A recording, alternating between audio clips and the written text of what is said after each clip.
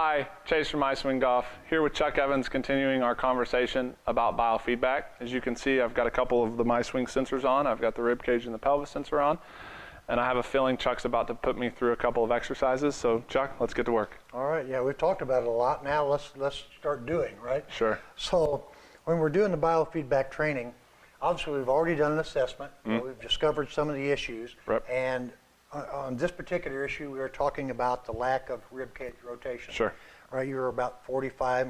And so what we've done is we've set it between 70 and 120. So we're trying to get at least 70 and no more than 120 as far as degrees of rotation. Sure.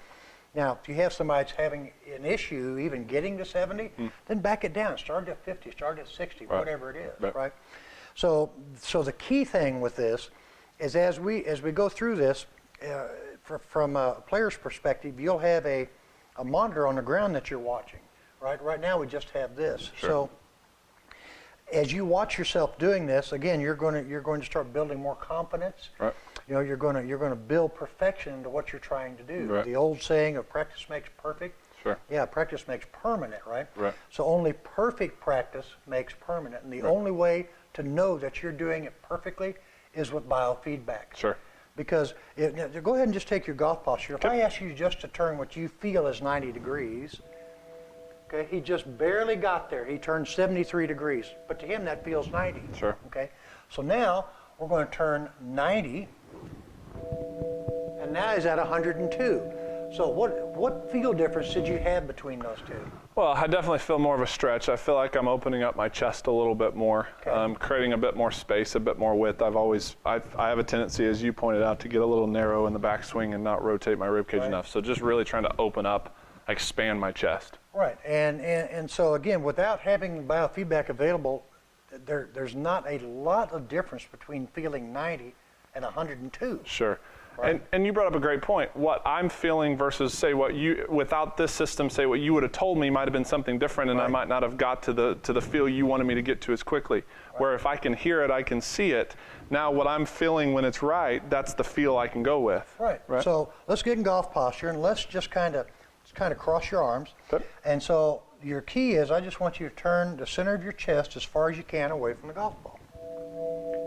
All right, so there you are. You are in your range. Go ahead and relax. Now, what you want to do is you want to do this repetitively, right?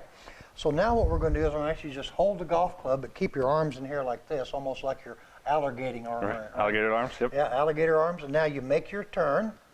Stretch your arms away. So now you have the feel of what it would feel like with a golf club in your hand. Sure. All right, and you relax. And as a coach, I might tell you to do 30 of these. Of course you would. or 60, depends. It depends on how long you're going to be in here. All right. But typically it's going to be at least 25 of them. Sure. All right, so if I do 20 and I don't quite get one of them, then I'm going to ask you to start over again. Oh, yeah. All right, because we've got to build this repetition. We've got to build it perfectly. Sure. Right?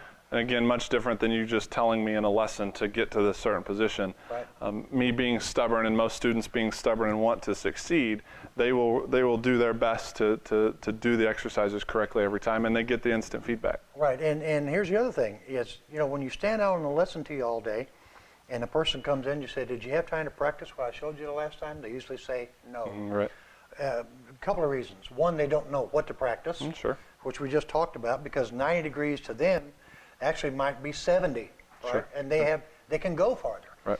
So when you give them a quantifiable way to practice using biofeedback, now they actually enjoy practice. Sure. And they know that they're doing it correctly. Right. They know when it's perfect versus when it's not. Right.